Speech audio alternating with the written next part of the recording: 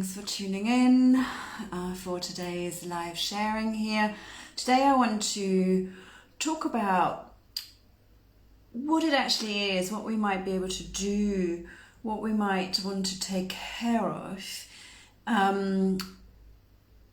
supporting people in their individual healing process in our Thai massage treatments, or, well, in my mind really with any form of body work or movement facilitation, really.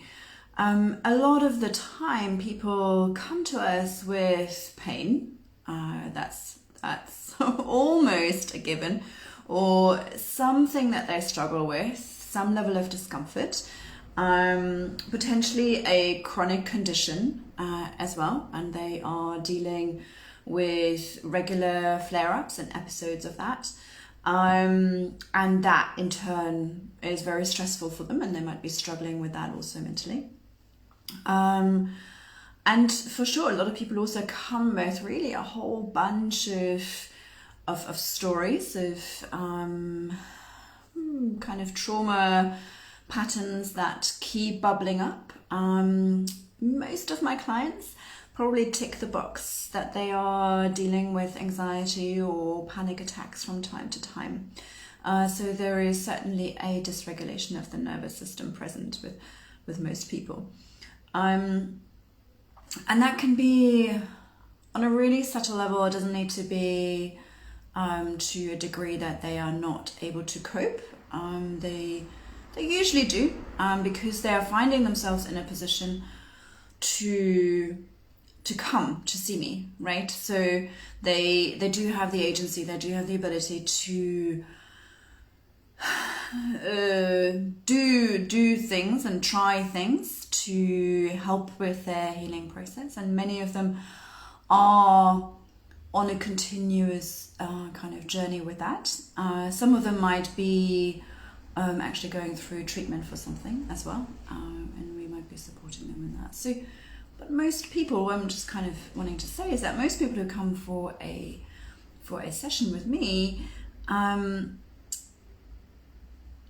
have something going on. They definitely have something going on that they are struggling with that is impacting the quality of their day-to-day life, probably quite significantly most of the time. So I always say to my students right from the very, very, very start, from the kind of first day of any of the trainings they run, even in like the introduction workshops, so before the trainings, it's not our job to fix anyone, because we can't. That's not our role. And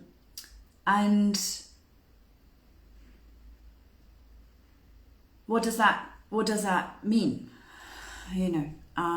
So people come, they have like shoulder pain and they want that fixed, right? So there is a sort of implicit expectation almost that we go ahead and fix them, but that's just not our role. It's not our place at all. So in my mind, what we do is support people in their own process. And yes, we can improve certain conditions in the body for sure. And we might even be able to alleviate somebody's pain temporarily or even permanently. Maybe we actually kind of sort of fix the issue. But really that would always be because the person is ready and is processed and dealt with it probably in more ways than just getting a treatment from me or you or anyone. So in my mind, it's more about kind of almost creating the foundations, creating better conditions for the body to go through that healing process, because that can be supported. And we can do that, and there's kind of two layers to that. Foundation, and then I haven't thought of words kind of how to split the two things. They're both foundations, I would say, but they have a different nature. So we'll just talk about the one level of foundations first. So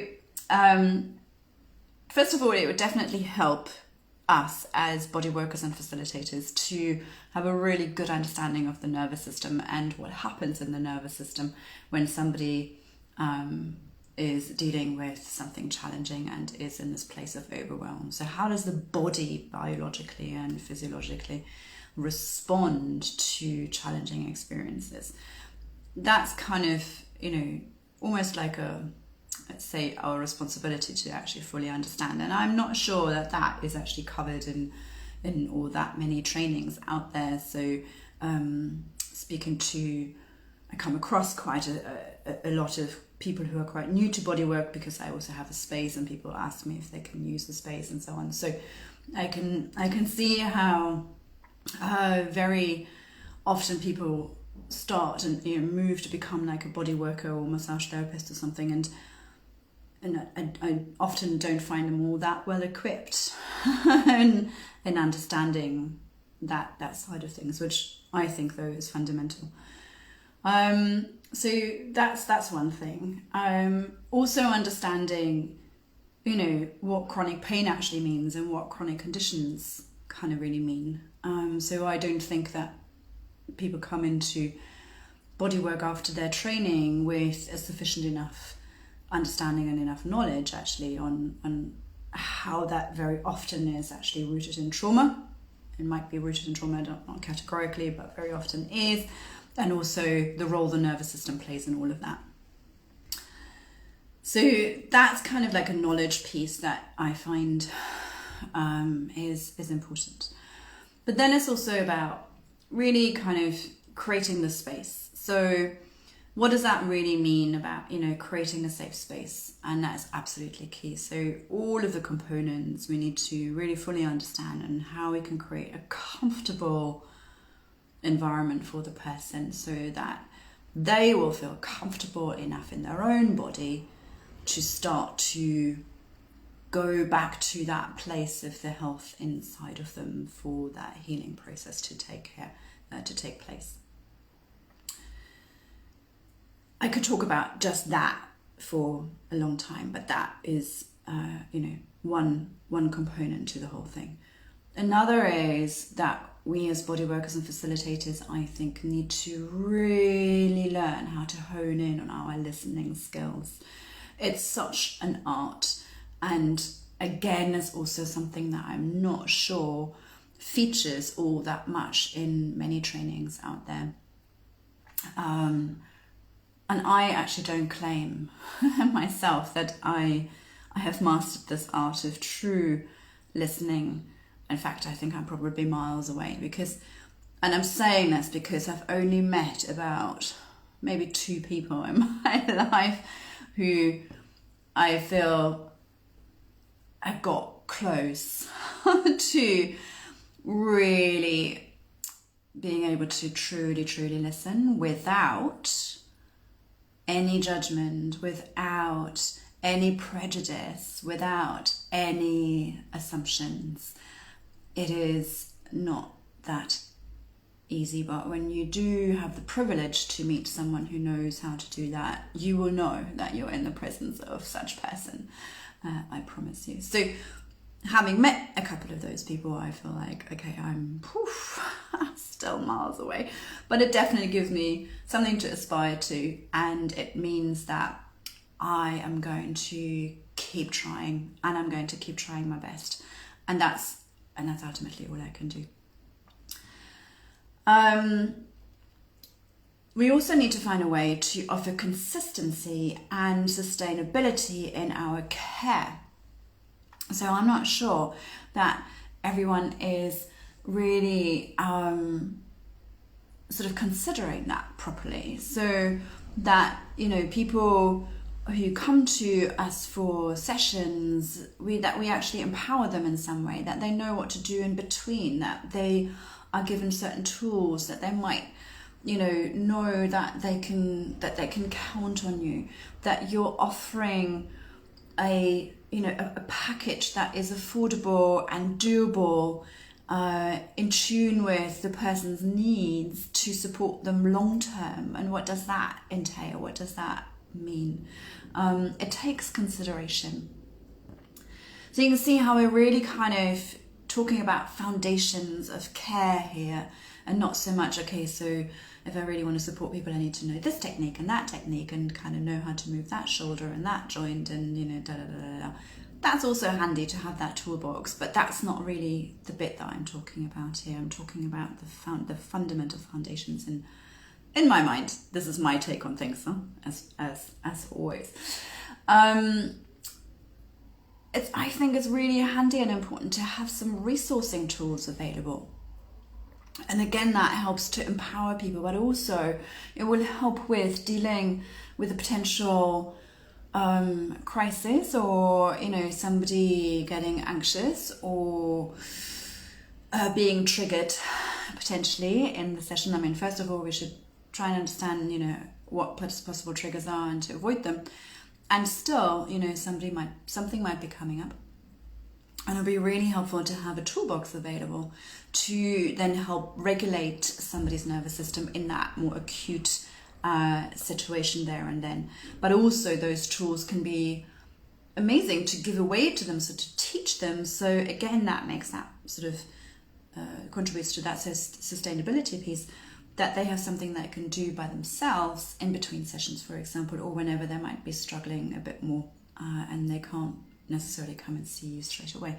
So you can give them tools that they can have available in their back pocket at any time, and whether that's a breathing exercise or anything else that you know. But there is a huge resourcing toolbox available, and again, I'm not sure that, you know, in kind of your standard massage trainings, for example, that kind of is given any time or attention, nor any kind of facilitator or teacher trainings.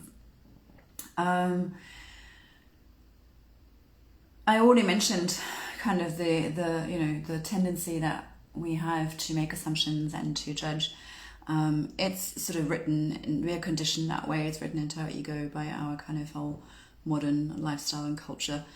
And we need to, I think, it's our responsibility as body workers and facilitators to work really, really, really, really hard on undoing those patterns that are written into our ego, and try and hold space with ideally zero assumptions and zero judgment, that we leave our own crap outside the door. We could put it in a little box, can promise to come back to it later, fine, we also need to deal with it as part of us, but it has nothing to do, it has no place in the treatment room, so that we don't end up jumping into the whole kind of muddy soup with of the stories of our clients. That is the most unhelpful thing that we can do. And this also means that, like what I was saying even in the beginning, like it's not our place to fix anyone, right? So whatever I do in a treatment, or whatever I do in a class, or whatever it might be, every possible outcome is equal. So I need to let go of wanting to create this massive release or this huge unwind, or resolving whatever it might be. It might happen and it might not, and that is an equal possibility of the whole situation, and we need to be just as content and happy with both, because if it's not ready to happen, it's not going to happen. Just end off. And as soon as we then add our ego into that, we need to kind of push this through and we need to make this happen, we're kind of trying to force something, that's how we're actually going to end up doing harm. We're only going to create a safe space if we are holding space for absolutely nothing happening in a treatment, and they leave in exactly the same condition as they came, potentially maybe even more pain. That's another possible outcome. That can all happen, and that needs to all be okay.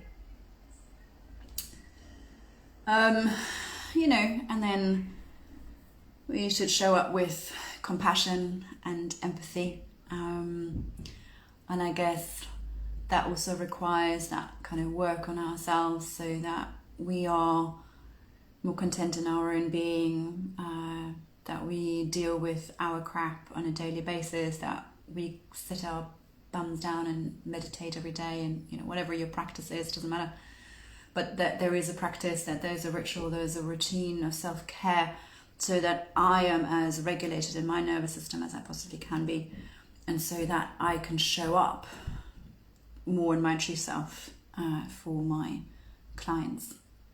And that will make a huge difference, because very often really all our clients or students actually need or want is to feel met, to feel heard, and to feel seen. So there's probably a lot more to say about that side of things, but that's kind of one of the pillars. I'm going to call it pillars, that's a good word. Creating the foundation to supporting our clients. And then the other pillar, that is looking a little bit more at what happens in the body itself. All of the holding patterns in the nervous system, as well as our fascia, and it speaks to the fact that our body holds the memory of every experience that we've ever had in life. So a lifetime of stories. It holds our traumas, it holds everything. And it's created patterns for kind of protecting ourselves, for being able to even show up and navigate this world, which is hugely challenging. And